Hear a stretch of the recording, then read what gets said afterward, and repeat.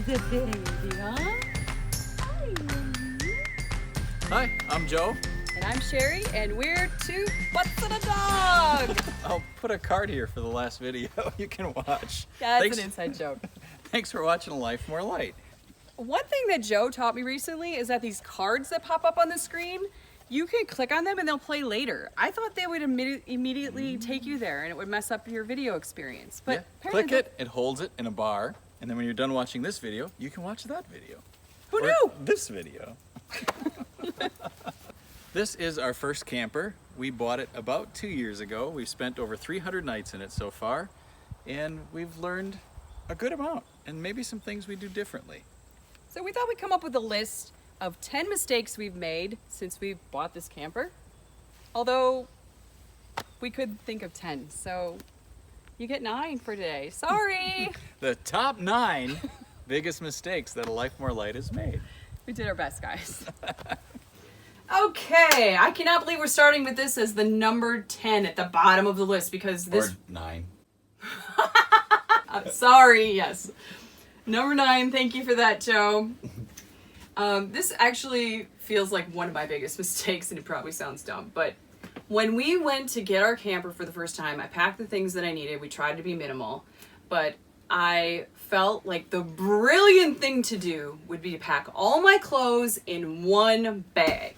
So I had this giant duffel bag that I had all my clothes in. So every time I needed to change into my pajamas or change into my clothes for the day, I had to get under the bed into the storage, haul out this massive bag, and then put it away after. It was awful. I will never do that again. I would suggest either pack in smaller bags, you know, like if you have cold weather clothes, put them in the back. If you have warmer clothes and that's what you think you're going to need for warmer weather, then keep those handy. But make it possible to split up your clothes so you're not hauling one giant bag out every time you need them. Number 8.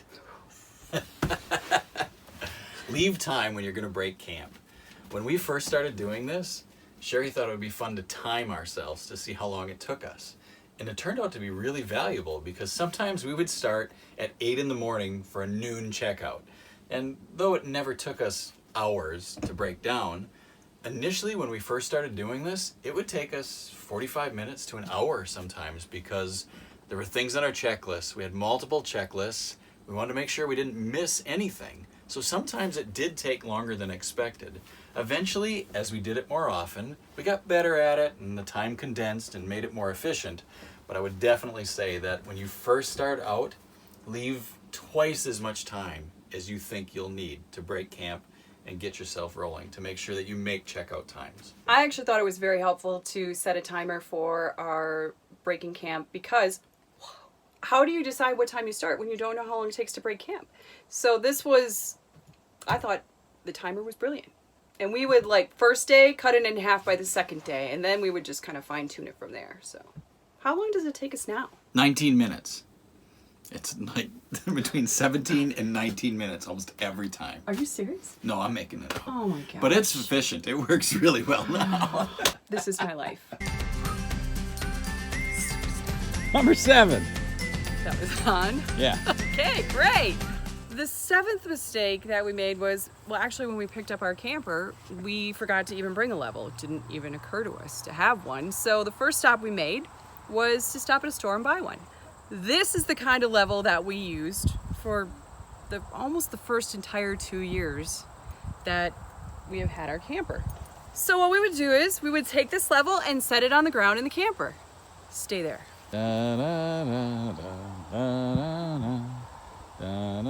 It's off a little, Joe. I think it's got to come up on this side. I'm not really sure. All right. How's it look now? Too far. I think the front should come down a little. It's almost there. Do you want to come and look? Oh!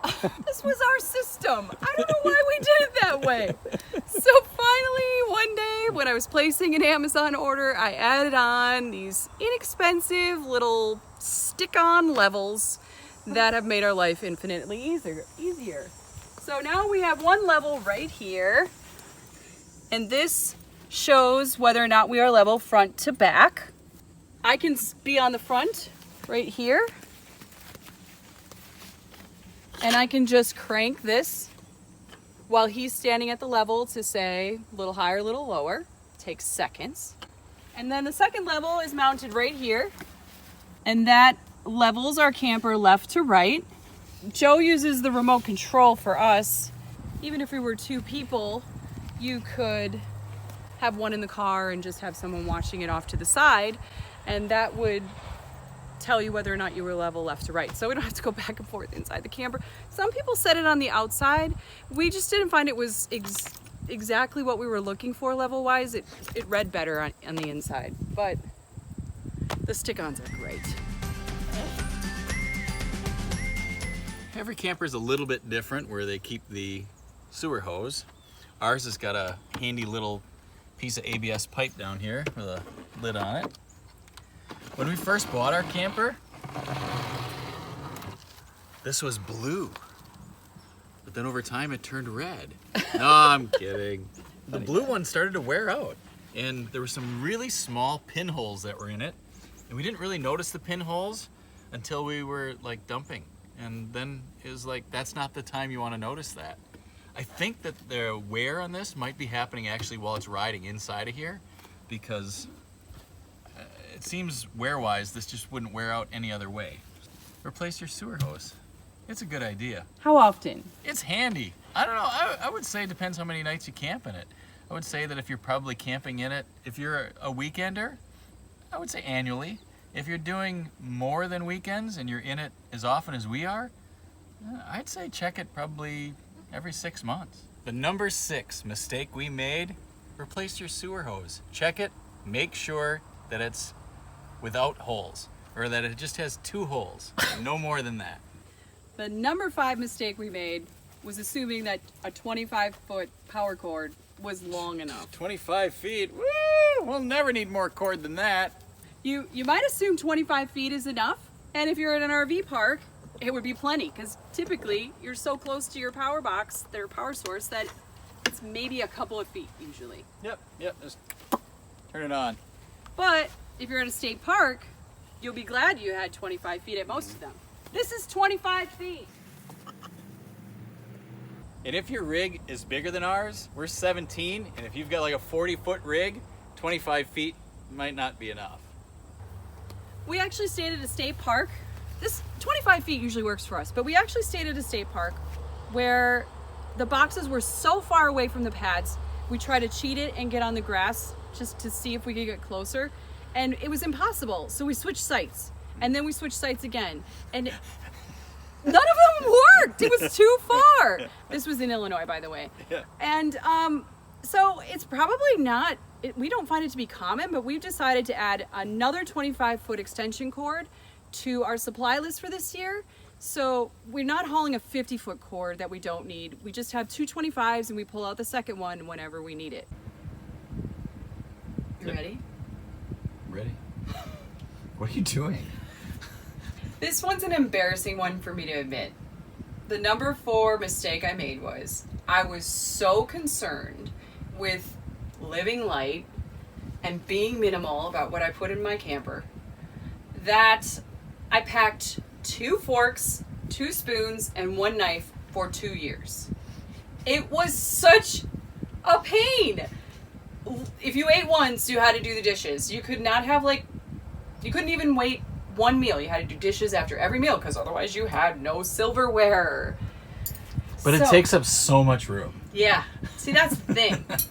What I realized just like a week ago is that this utensil drawer, if I put more in there, it's still minimal. It's what was I thinking? You know why you're the one that has to sit on the toilet, right? Why am I the one who's got to sit on the toilet? It's our brand, Joe. Our brand is you sitting on the toilet. That's not our brand. It was one video. It's definitely not our brand. I thought we were 2 butts and a dog. Oh, we're recording. Perfect. This is number 3. of our best of 10 or 9 Biggest mistakes. biggest mistakes of our RV camping experience. Number 3, don't be afraid to use your toilet. We were afraid to use our toilet. And I think part of it was there was this lack of privacy. Part of it was we had some paranoia about dumping and how that might be gross. And it's no big deal, as it turns out. We've talked to other people. We've actually showed people how to use their camper and how to dump and done demos to help them, because you want to use your toilet. You have one, you bought it, you paid for it, sit on it. Number 3, use your toilet. The number 2 mistake that we made almost ended very badly. We parked at our campsite and we were getting the Alto in place. Joe was using the remote to steer it around. It takes 2 fingers to engage the remote so that it starts moving the Alto, but if you accidentally press one button with your thumb, it disengages it. And then it can go anywhere, and that's what happened. And we kind of had taken for granted that we didn't need chocks. The number 2 mistake we made was we didn't have chocks handy. And this might sound like it's unique to us because we are using a remote control, but it's not. We've actually helped out campers nearby that were unable to get their pop-up camper attached to their vehicle, and they were not using any chocks at all and nearly had the camper go right into their vehicle. Yep. So Joe was like, grab the wood by the fire. So I ran and grabbed the wood by the fire and we used that as chocks. I mean, you can use anything. These just happen to be better just to have them handy, whatever you're using. And this is also something that can happen easily when you unhook, because you get to a site and you're just thinking about all the things you have to do to set up camp and you forget, like, it could roll away. It's perfect.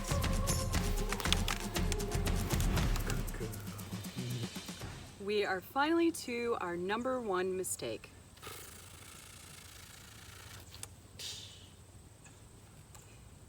We were on our first road trip during the colder temperatures. It was. And we made our first stop at a Walmart parking lot. First ever Walmart, wasn't it? Yeah. Yeah, it was our first ever, yeah. And we got in the Alto and it was 2 or 3 in the morning because we drove as long as we could, and it was freezing. I mean, it wasn't shocking that it was freezing inside because it was freezing outside. Being the wise camper owners we are, being well prepared, we turned on our inverter and because we bought a ceramic heater. Yeah, and we just turned it on for a few minutes to take the chill off. It didn't really help very much, and then we slept in freezing temperatures. Yep, for like 4 or 5 hours. Yep. And about 4 months later, we found out that we could have turned on our heater. Mm-hmm. What I think the issue is because we were winterized and didn't know that we could run our heater when we were winterized. Which was tricky, right? Right, yeah. That wasn't obvious. Yeah, it wasn't. Because we So the water is out. This is a water heater system. It's the Truma Combi. Mm-hmm. And it is a water heater system. And all the water was out of our camper. So we assumed we couldn't use it.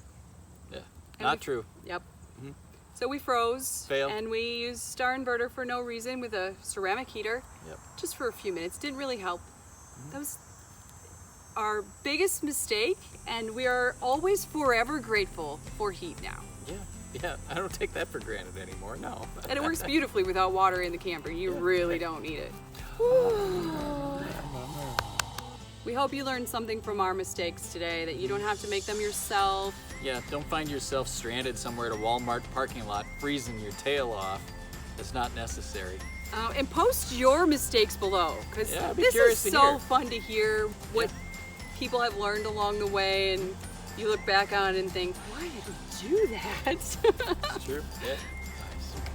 So thanks for watching our video. We really appreciate it.